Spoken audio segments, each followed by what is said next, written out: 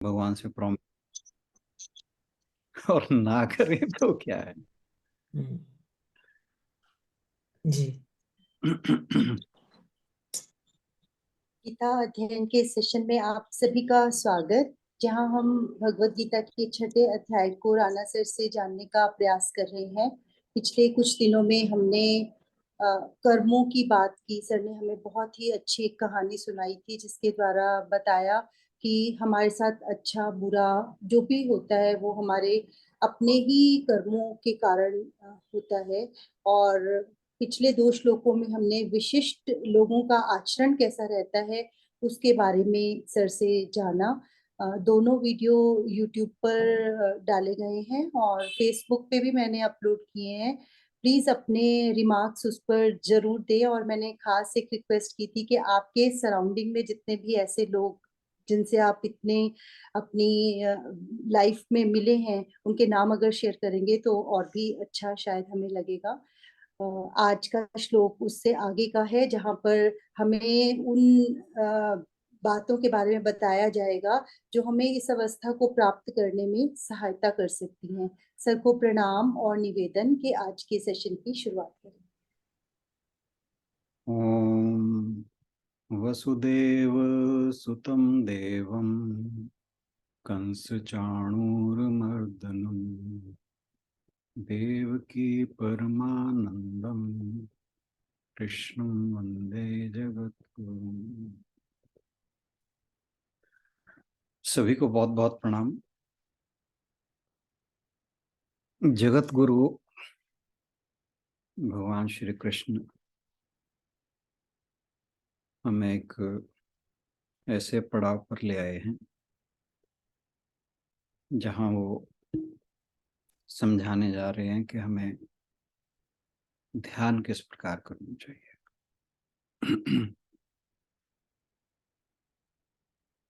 अभी तक के श्लोकों में भगवान जी ने जो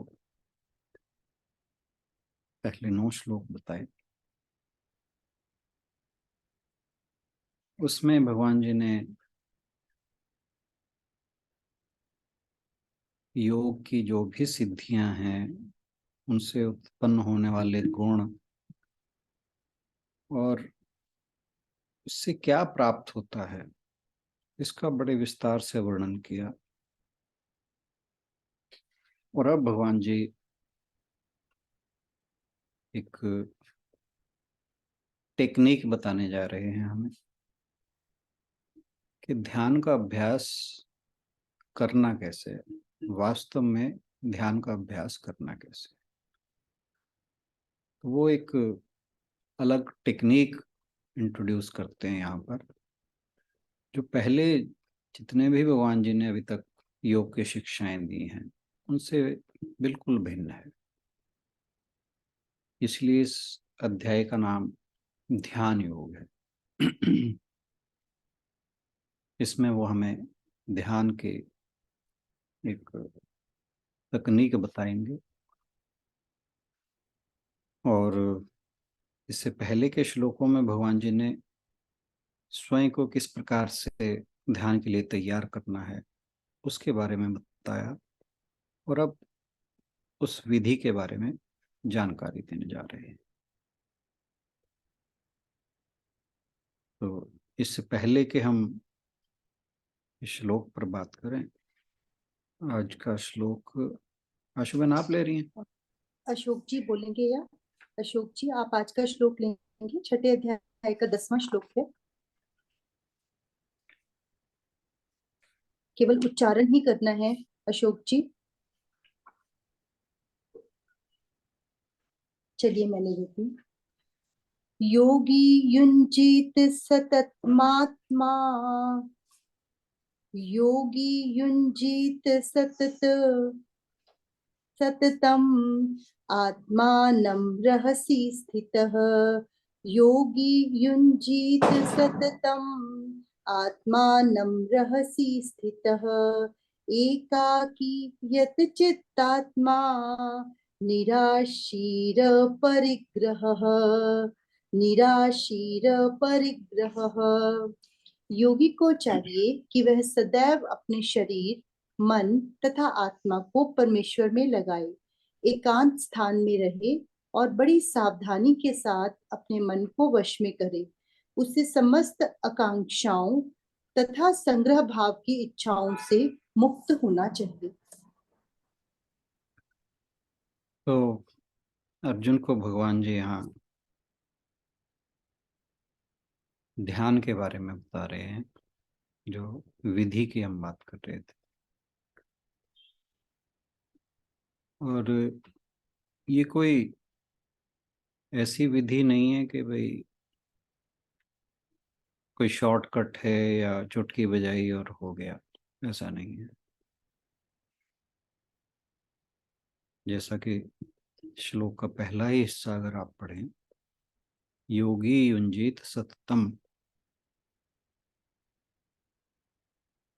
सततम मीन्स लगातार, युंजीत पूरी तरह संयमित किया हुआ, आत्मानम रहस्य स्थित।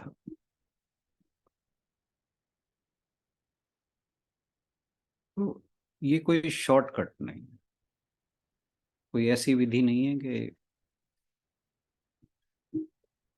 कोई फॉर्मूला है कि उसे फॉर्मूला लगाया और ध्यान हो गया, ऐसा नहीं है। भगवान जी कह रहे हैं कि इसके लिए सतत प्रयास करना हो। हमारे मन या जो हमारा स्वयं है उसे आत्मा में समाहित करना है। तो भगवान जी इस श्लोक में 10वें में कहते हैं, योगी युंजित सततम आत्मानम। योगी एकाग्रता का अभ्यास करता है। मन कैसे संभालें, इसे कैसे आकार दें, इसे कैसे शुद्ध बनाएं, एकाग्र कैसे करें, इसके लिए निरंतर अभ्यास करना है। और यह स्थिति मन और शरीर इस पर नियंत्रण प्राप्त करने के बाद ही प्राप्त होती है।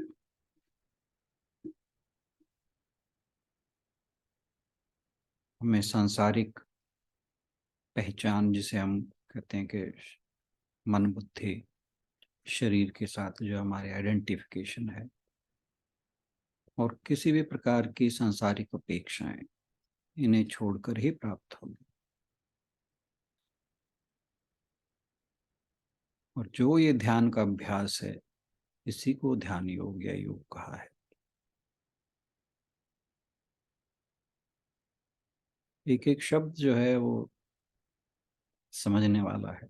रहस्य स्थित, इस तकनीक में एकांत में रहना है, मन को शांत और एक एकांत स्थान में, या यूं कहिए कि मन को या स्वयं को एकांत देना है। और एकांत का मतलब हमें यह नहीं समझना कि हमें कोई संसार को छोड़ के कहीं अंदर जंगल में जाकर बैठ जाना है।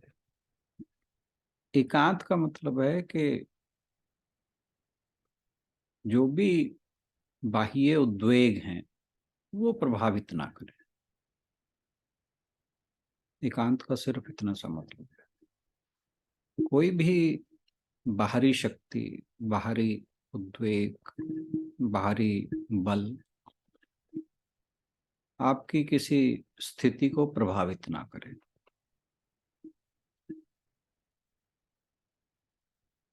जो हमारी स्पिरिचुअल प्रैक्टिस है, आध्यात्मिक साधना, उसके लिए एकांत का सबसे ज्यादा इंपॉर्टेंस बताइए। क्योंकि एकांत में जो बाह्य बल है, बाह्य परिस्थितियां हैं, उनसे बाधा लगभग ना के बराबर हो जाती ऐसी स्थिति में मनुष्य अपने भीतर झांक कर देख सकता है, आत्मनिरीक्षण कर सकता है, अपने अंदर के दोषों को पहचान सकता है, उन दोषों को पहचान सकता है जो चित्त की एकाग्रता में बाधा उत्पन्न करते हैं। पहचानने के बाद फिर उनका निराकरण भी कर सकता है, उपाय कर सकता है, इसे दूर कैसे किया जाए। तो भगवान जी बता रहे हैं, सबसे पहले हमें एकांत स्थान में बैठना चाहिए और मन को लगातार शांत करने का प्रयास करना चाहिए। क्योंकि जब आप एक बार इंद्रियों से परे जाते हैं या जाने का प्रयास करते हैं, फिर आपको अपने आसपास औरों की आवश्यकता नहीं रहती। आपके पास कोई बैठा भी हो तब भी आप उसकी उपस्थिति में भी एकांत अनुभव कर सकते हैं। या यूं कहें कि आप भीड़ में हो सकते हैं और भीड़ में अकेले हो सकते हैं।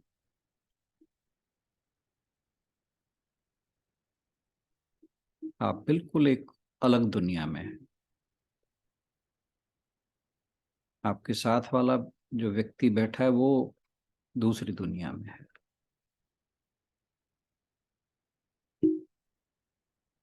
तो जब भी आप ध्यान में बैठते हैं तो इसका मतलब ये है कि आपने अपने लिए एक अलग संसार क्रिएट कर लिया है, जिसे हम एकांत कह रहे हैं।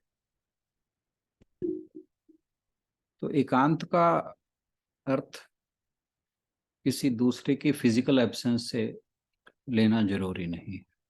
वो अच्छी बात है,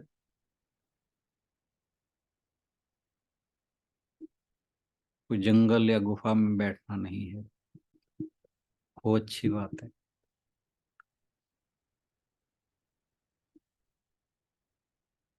जो ज्यादा जरूरी चीज है वो है कि हमारा मन जो है वो बाह्य विषयों की तरफ ना जाए।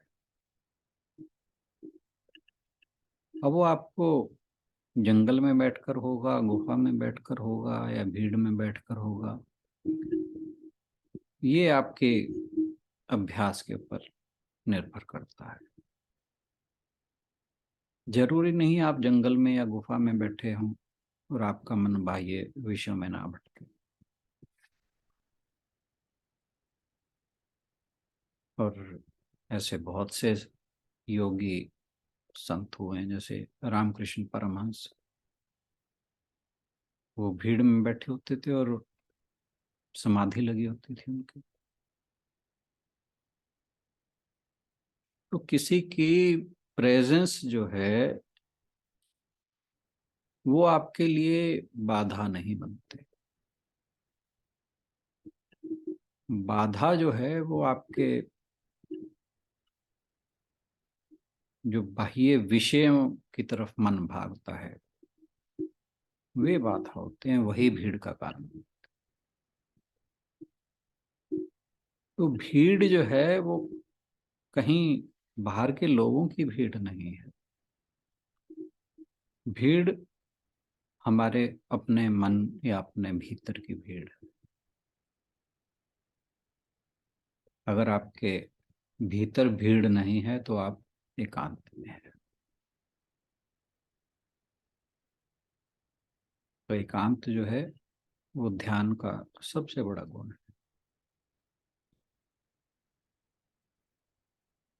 आप अपने परिवार के बीच में बैठे हैं, लेकिन जब आप एक बार अभ्यास शुरू कर देते हैं तो फिर ना कोई आपका पति, ना कोई पत्नी, ना कोई बच्चा, ना कोई माता, ना कोई पिता, बल्कि आप एक अलग ही दुनिया में हैं। यह है एकांत, जो कि बहुत ही अद्भुत किस्म का अनुभव है।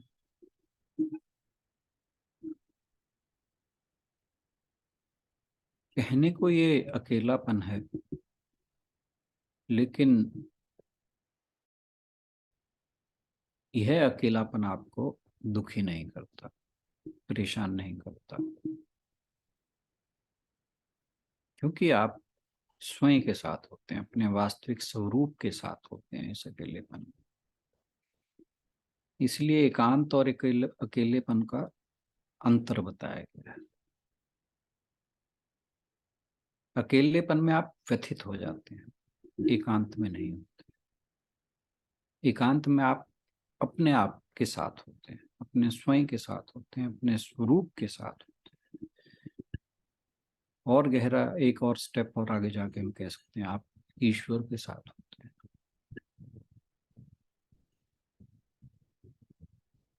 एकांत की जरूरत क्यों है? क्योंकि ध्यान जो है वो एक व्यक्तिगत अभ्यास है, मिलकर करने वाला अभ्यास नहीं, अकेले बैठकर करने का अभ्यास है। दूसरा व्यक्ति क्या कर रहा है इस बात से कोई लेना देना नहीं। जैसे जब हमें सोना हो तो हम हमेशा एकांत ढूंढते हैं, कभी 10 लोगों के बीच में जाकर हम सोने का प्रयास नहीं करते। वैसे ही ध्यान की बात है।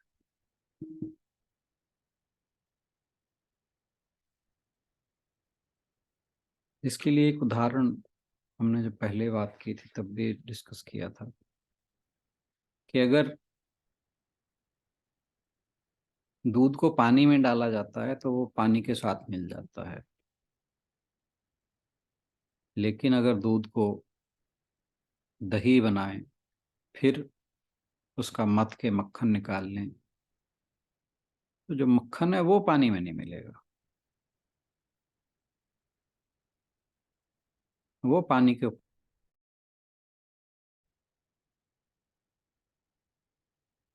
तो अपने मन को मक्खन की तरह तैयार करना है।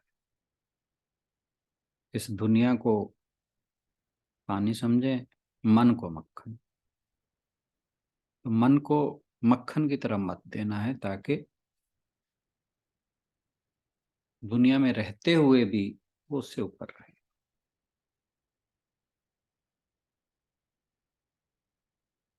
क्योंकि अन्यथा तो जैसे दूध पानी में मिल जाता है, ये मन भी संसार में ऐसे ही मिल जाता है।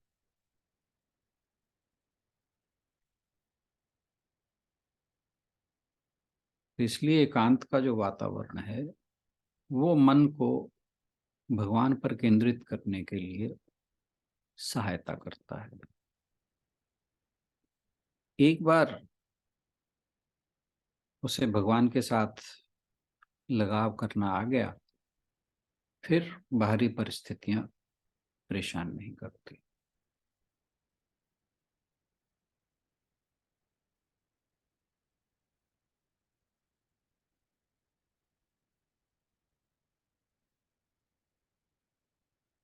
अब दूसरी बात यहाँ पर भगवान जी बता रहे हैं, यत चित्तात्मा। इसके बाद उन्होंने कहा एकाकी यत चित्तात्मा निराशिर अपरिग्रह। तो एकाकी तक तो हम आ चुके हैं, यत चित्तात्मा। तो यत चित्तात्मा का मतलब अपनी चित्त की वृत्तियों जो हैं उनके ऊपर संयम।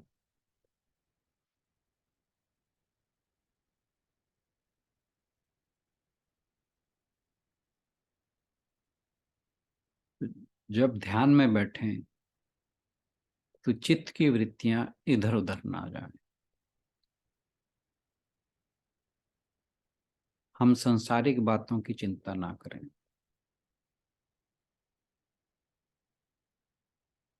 परिवार, पुत्र, घर का काम, जॉब।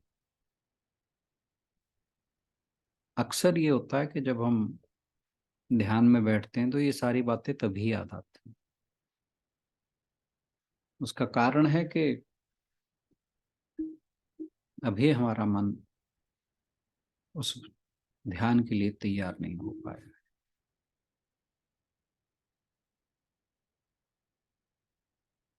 तो जितना चित्त की वृत्तियां हमारे संयम में होंगी, उतना ही हमारा ध्यान का अभ्यास सुदृढ़ होगा।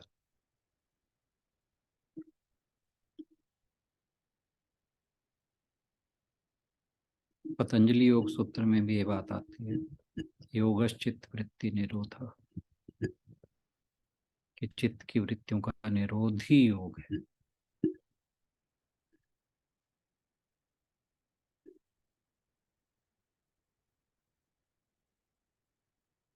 भगवान श्री कृष्ण के बारे में कहा जाता है कि उनका अपने चित्त की वृत्तियों पर इतना संयम था कि वो युद्ध भूमि में होते हुए, चारों तरफ से बाणों की वर्षा हो रही है, रथों की गड़गड़ाहट हो रही है, हाथी घोड़े चिंघाड़ रहे हैं, तलवारें झंझना रही हैं, और वो तब भी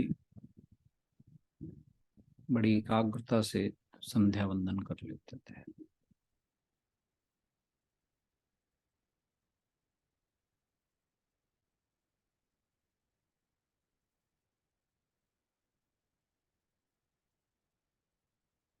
ऐसे ही गुरु नानक देव जी के बारे में भी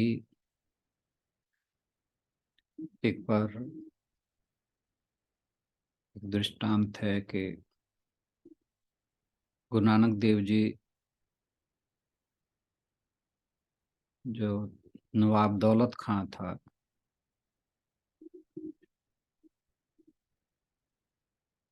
तो उसके जो माल खाना था उसके संचालक थे। नवाब को पता चला कि गुरुजी कहते हैं कि ना कोई हिंदू ना मुसलमान।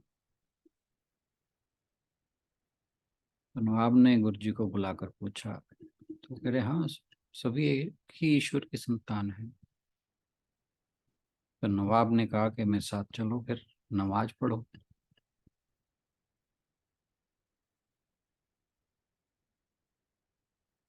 तो गुरु नानक देव जी साथ चल पड़े।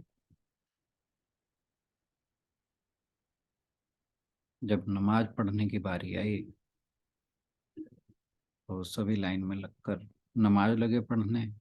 गुरु नानक देव एक साइड में खड़े होकर उस नवाब और मौलवी को देखते रहे।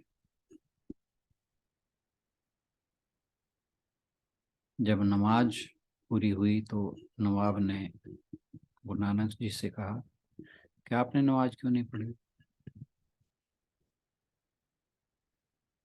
तो गुरु जी ने कहा, मैं किसके साथ पढ़ता हूँ? आपका ध्यान तो कह रहा काबुल के घोड़े बेचने में था।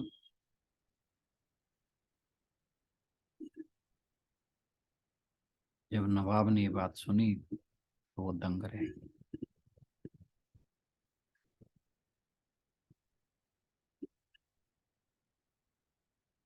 तो ध्यान के समय हमारा चित्त जो है उसके ऊपर लगाम लगी होनी चाहिए, और वो तभी पॉसिबल है जब हमारा लगातार अभ्यास हो, सतत, जिसे सततम यहाँ वर्ड भगवान जी ने यूज किया। निरंतर अभ्यास से मन और शरीर को जब पूरी तरह कंट्रोल में कर लिया है, नियंत्रण में कर लिया है, तब कहा जाता है कि योगी जो है वो यतचित्तात्मा है।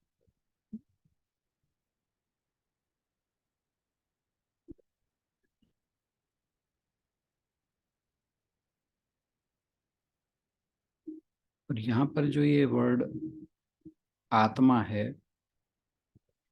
यहाँ आत्मा का अर्थ शरीर से लिया गया है, यत चित्त आत्मा। ये भी ध्यान रखने वाली बात है। आत्मा यहाँ जो हमारा वास्तविक स्वरूप है उसकी बात नहीं हो रही, यहाँ आत्मा शरीर के लिए कहा गया है। फिर अगला शब्द भगवान जी ने प्रयोग किया, निराशित,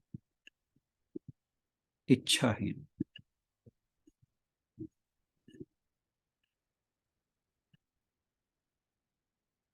तो जब मन में इच्छाएं नहीं होंगी तो बाहर जाने की चेष्टा नहीं करेगा,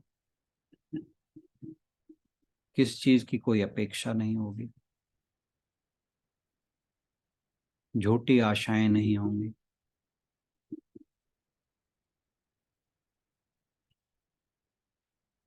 तो जब ऐसी स्थिति होगी फिर ध्यान में मन आराम से लग जाएगा। इसके बाद है अपरिग्रह।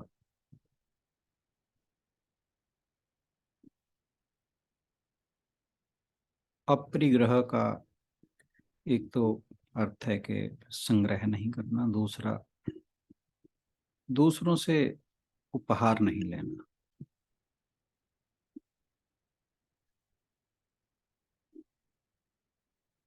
कि जब हम दूसरों से उपहार लेते हैं तो कहीं ना कहीं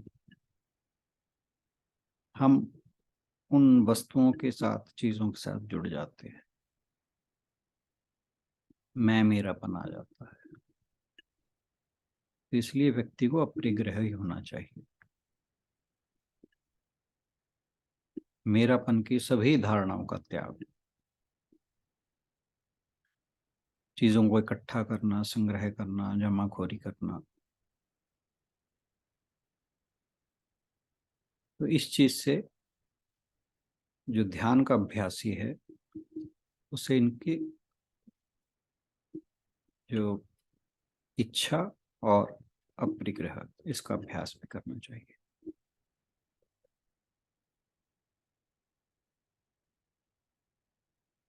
क्योंकि जब हम सांसारिक जीवन में होते हैं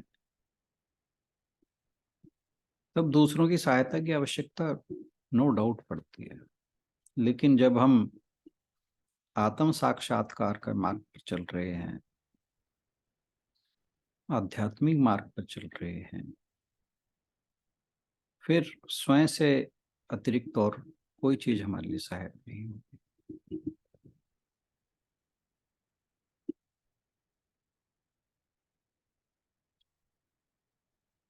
क्योंकि जो व्यक्ति ध्यान का अभ्यास कर रहा है उसके लिए ये बाकी सारी चीजें किसी काम की नहीं होती। उसे कुछ अलग चीज की तलाश है, किसी ऊंची चीज की तलाश है।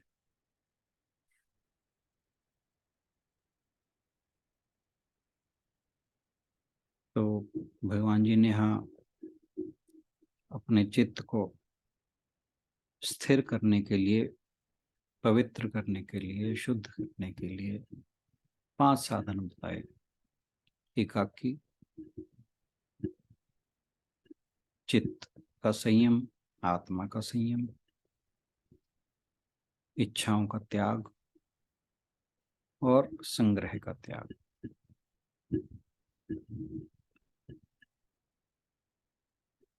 एक चीज और इम्पोर्टेंट है कि जब भी हम ध्यान के लिए बैठें तो स्थान और समय वो भी बहुत इम्पोर्टेंट है।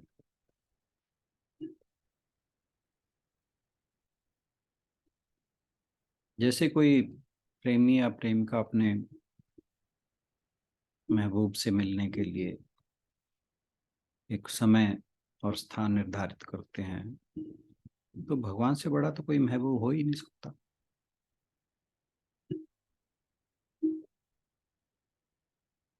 तो जब ध्यान के लिए अभ्यास करना है तो उसके लिए एक निश्चित समय और स्थान होना भी आवश्यक है, ताकि जिस ईश्वर को हम याद कर रहे हैं वो उस समय और उस स्थान पर अवश्य ही मौजूद हो। तो इन सब गुणों से युक्त होकर जो व्यक्ति ध्यान का अभ्यास करता है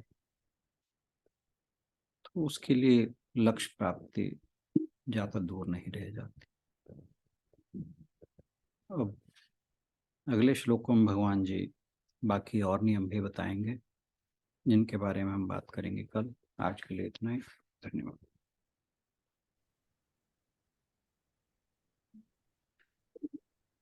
धन्यवाद राणा सर। आज के श्लोक को लेकर यदि कुछ पूछना चाहें या कुछ कहना चाहें तो आपका स्वागत है।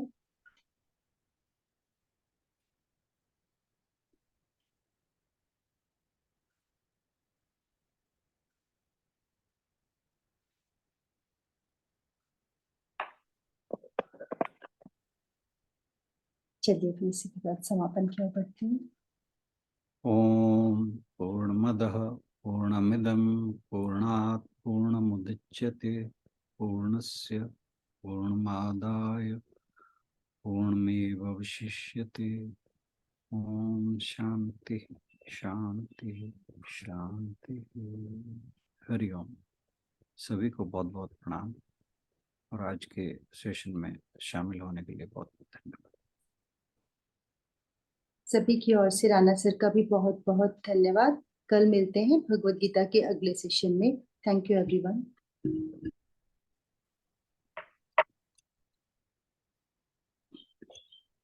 धन्यवाद।